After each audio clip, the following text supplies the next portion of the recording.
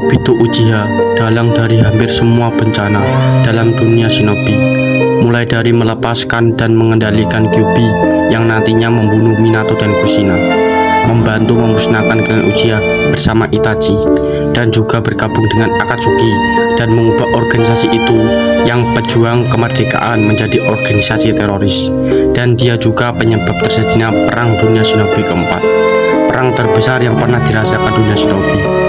Kita tahu bahwa Obito ingin membalaskan dendamnya pada dunia. Dia melakukan semua ini hanya ingin mengekspresikan rasa sakitnya karena telah kehilangan Rin, orang yang dia cintai. Dan dia juga menginginkan Rin hidup kembali. Tapi, apakah memang sesimpel itu? Apakah dia memulai perang hanya karena dia bucin? Apa sebenarnya motivasi dibalik semua tindakannya? Bagaimana filosofinya?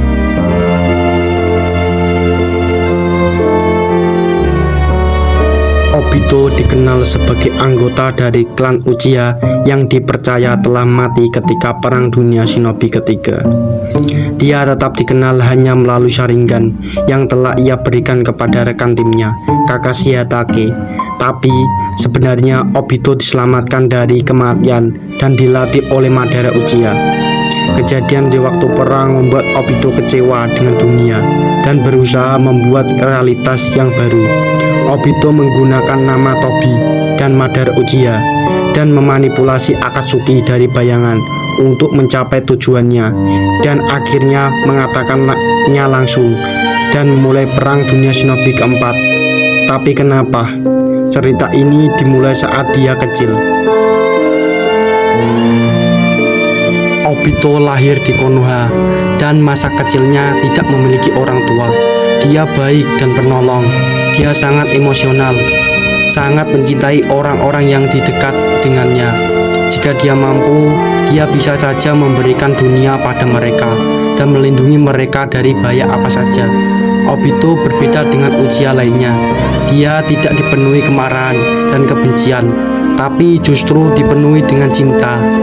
Dia juga tidak memiliki kepintaran dan bakat seperti Uchiha lainnya, tapi dia memiliki semangat dan idealisme. Obito selalu ingin menyelamatkan dan melindungi orang-orang di sekitarnya. Dia ingin menjadi Hokage untuk bisa melindungi semua orang. Dia memiliki hati seperti Naruto, memiliki kemauan dan kebaikan untuk membantu orang yang membutuhkan. Setelah lulus dari akademi, dia ikut dengan tim Minato, dengan Kakashi dan Rin. Obito sangat menyukai Rin, dan dia memiliki rivalitas dengan Kakashi, mirip dengan rivalitas Naruto dan Sasuke. Walaupun Obito kalah jika dibandingkan dengan Kakashi, dia tetaplah shinobi yang sangat hebat. Obito yang tumbuh tanpa orang tua membuatnya kesepian. Dia merasa tidak memiliki siapapun, dan itu membuatnya memiliki mimpi untuk diakui. Dia ingin menjadi shinobi terkuat dan menjadi Hokage. Ketika Rin mulai masuk dalam hidupnya, Obito merasakan pengakuan itu. Rin mungkin saja satu-satunya orang yang dimiliki, yang sangat dekat dengannya. Tidak aneh jika dia mencintai karena itu. Untuk Obito, Rin adalah cahaya bagi dunianya. Obito tidak memiliki siapapun. Dia merasa kesepian. Di poin ini, Obito hanya memiliki Kakashi, Rin, dan Minato sebagai temannya, dan dia sangat menyayangi mereka semua. Selama Perang Dunia Shinobi ketiga, Kakashi ditempatkan sebagai penanggung jawab tim untuk misi menghancurkan jembatan Kanabi yang akan menghalangi Iwagakure menggunakan Kusagakure sebagai titik bantuan. Minato yang dipanggil garis depan membuatnya meninggalkan tim untuk menyelesaikan misi sendiri di bawah komando Kakashi. Mereka ditemukan shinobi lain sehingga Rin diculik. Di sini Obito dan Kakashi bertentangan. Kakashi merasa lebih penting menyelesaikan misi daripada diri mereka sendiri, dan Obito marah, dan dia berkata mereka haruslah menyelamatkan Rin. Obito pergi sendiri dan berkata kepada Kakashi bahwa shinobi yang melanggar aturan memanglah sampah, tapi shinobi yang meninggalkan temannya lebih rendah daripada sampah. Kita bisa melihat seberapa dalam perasaannya Obito terhadap teman-temannya.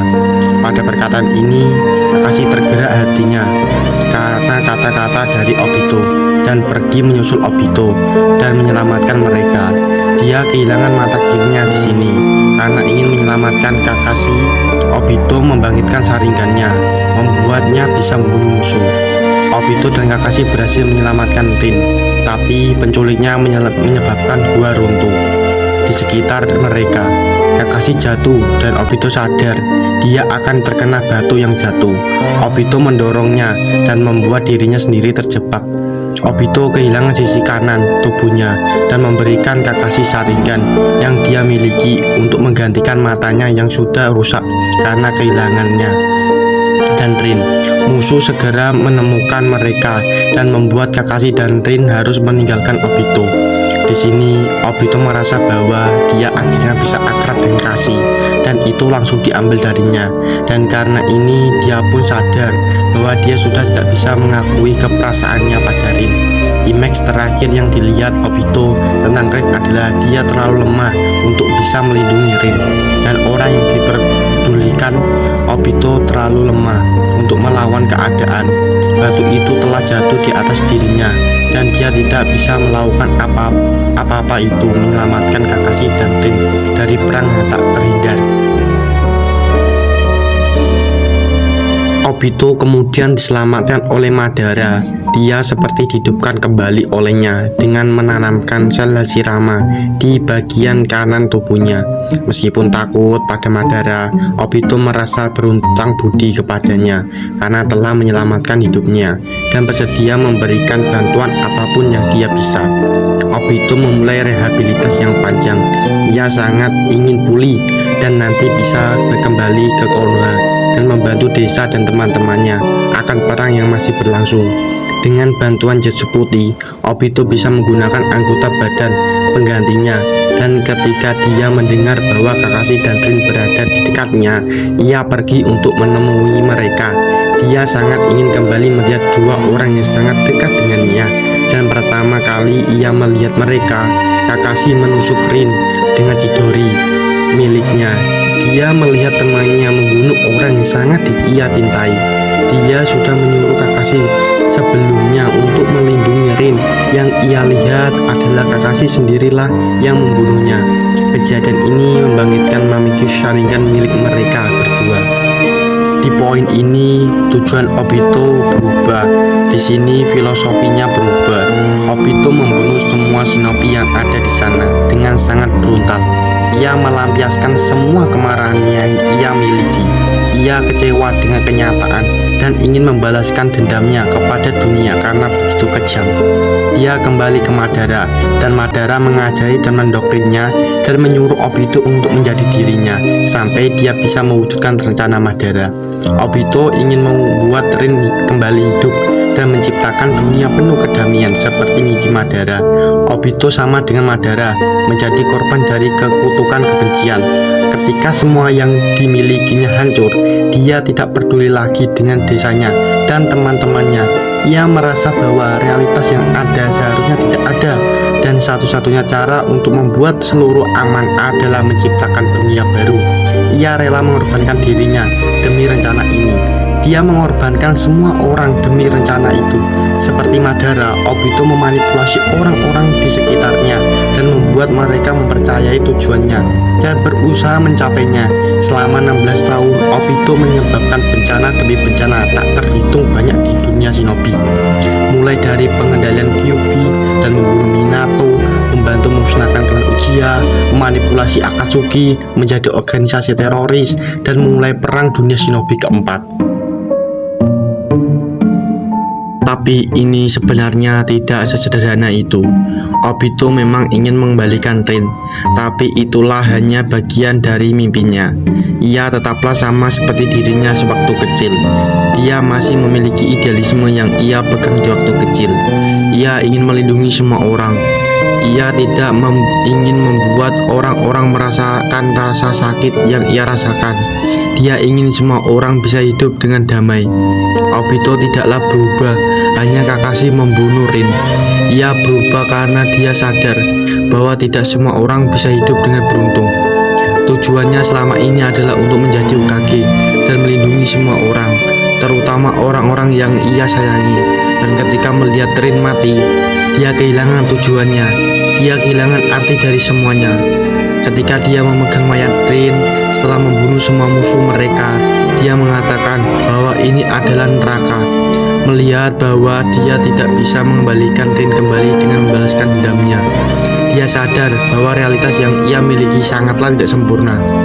Ketika dia memegang mayat Rin, disitulah pegangannya akan kemanusiaan dan idealisme yang dia miliki hilang. Disitulah dia berubah sepenuhnya.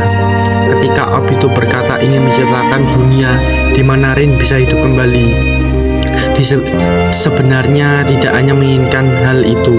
Dia ingin menghapuskan semua hal yang mengambil Rin darinya, semua rasa sakit, semua pertikaian, perang, dan kebencian. Dia ingin melindungi semua orang dari hal-hal tidak sempurna, dari realitas yang ada. Ketika mendengar rencana Tsukuyomi, dia tidak ingin mencapainya untuk keuntungannya sendiri. Dia tetaplah sama. Dia orang yang ingin melindungi semua orang, walaupun itu bisa mencelakai dirinya sendiri. Dia ingin menjadi Hokage karena ingin menjadi pemimpin dunia shinobi dan membuat semuanya aman. Dia ingin melindungi semuanya, dan dengan Tsukuyomi, dia percaya bahwa dia bisa melakukan semua itu, dan dia percaya bahwa itu untuk kebaikan seluruh shinobi. Setiap tindakan buruk yang dia lakukan, dia percaya itu adalah untuk kebaikan dunia shinobi. Dia tidak merasakan simpati terhadap hal buruk yang dilakukannya terhadap orang lain, karena dia percaya bahwa itu semua sia-sia, karena mereka hidup di realitas yang buruk, realitas yang tidak berguna. Obito memiliki paralel dengan Naruto. Mereka sama-sama ingin menolong dan melindungi orang-orang lain, dan juga sama-sama ingin menjadi Hokage. Mereka sama-sama tidak memiliki orang tua dan memiliki mimpi yang sama. Obito memang bukan Jinchuriki seperti Naruto, dan dia tidak menerima kebencian desa diarahkan kepadanya di waktu dia kecil. Tapi dia seorang Uchiha, dan nama Uchiha dari dulu tidak pernah baik di desa Konoha karena disebabkan oleh Madara. Tapi tidak semua orang bisa seberuntung Naruto. Obito tidak memiliki banyak teman yang tetap mempertahankannya dalam jalannya, yang bisa mengembalikannya jika dia tiba-tiba tersesat. Naruto memiliki Kakashi, Jiraiya, Hokage 3, dan teman-temannya. Obito tidak memiliki siapapun. Yang dia miliki hanyalah 3 orang dalam timnya, yang ketika salah satunya dari mereka membunuh yang lainnya, yang satunya lagi tidak terlihat di mana. Tidak ada yang mengembalikannya ke jalannya yang seharusnya. Satu-satunya orang yang berada di sampingnya adalah Madara. Madara yang mengajarkannya tentang kutukan kebencian. Ia mengajarkannya bahwa realitas yang ada tidak ada gunanya untuk diperjuangkan. Dia mengajarkan tentang cahaya dan kegelapan, orang yang memberikannya harapan dan mengatakannya bahwa ada jalan untuk membalikan semuanya kembali, membalikan masa mudanya sebelum perang dunia shinobi ketika terjadi, mengembalikan Rin kembali. Obito melihat Naruto sama dengan dirinya di waktu kecil, yang itu membuatnya berpikir dan melakukan semua yang sudah dilakukannya, membuatnya bingung apakah semua yang dia lakukan memang untuk kebaikan shinobi atau dia ternyata selama ini salah. Obito sadar bahwa berpikir Naruto selama ini benar, dan hal pertama yang dia lakukan adalah mengorbankan dirinya sendiri untuk menghidupkan kembali semua orang yang sudah ia bunuh. Akan tetapi Madara menggunakan Jetsu untuk mengendalikan tubuhnya dan memaksanya untuk mengirimkan kembali Madara. Cerita Obito sangatlah tragis. Ia hanyalah anak kecil yang ingin mengembalikan semua yang dia rasakan di masa kecilnya. Dia hanya ingin melindungi para shinobi dari rasa sakit dan kehilangan yang dirasakan. Dia realitas yang tidak berguna. Dia hanya ingin melindungi orang-orang yang dia sayangi. Obito adalah contoh sempurna tentang apa yang mungkin terjadi pada Naruto jika saja teman-temannya tidak ada untuknya. Obito tidak melakukan semuanya untuk hanya bisa berduaan dengan Rin kembali. Dia melakukan semuanya karena ingin menyelamatkan semua orang dari neraka yang dia rasakan. Dia ingin melindungi semua orang dari realitas yang tidak adil yang mereka hidupi. Obito menutupi semua di balik topengnya. Dia bertindak dingin dan kejam dengan topeng itu, tapi kita tahu dia tetaplah anak penyayang yang ingin melindungi semua orang, terutama orang-orang yang disayanginya.